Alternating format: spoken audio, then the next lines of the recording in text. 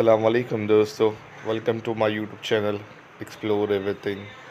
दोस्तों, आज हम आपको शो कर रहे हैं ये दो दांत का कोटा है जो सिर्फ 16,500 में देना है दोस्तों।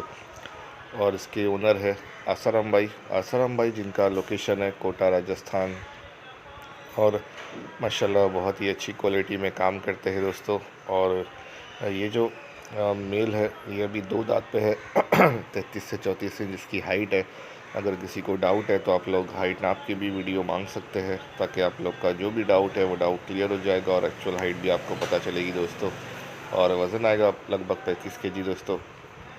और असलम भाई का ये नंबर व्हाट्सअप पे अवेलेबल है, आप व्हाट्सअप पे ही चैट कीजिए ताकि वो जल्द से जल्द आपको रिप्लाई कर सके दोस्तों। आप इसकी गला पट्टी देखिए, इसका स्ट्रक्चर वगैरह माशाल्लाह बहुत ही अच्छा है। और ऐसी ही इंटरेस्टिंग वीडियोस के लिए आप हमारे यूट्यूब चैनल को ज़रूर सब्सक्राइब कीजिए ताकि हम जो भी वीडियो अपलोड करेंगे उसका नोटिफिकेशन आपको मिल जाएगा। ठीक है दोस्तों, अल्लाह हाफ़िज़। Enjoy the video guys and again don't forget to share and subscribe.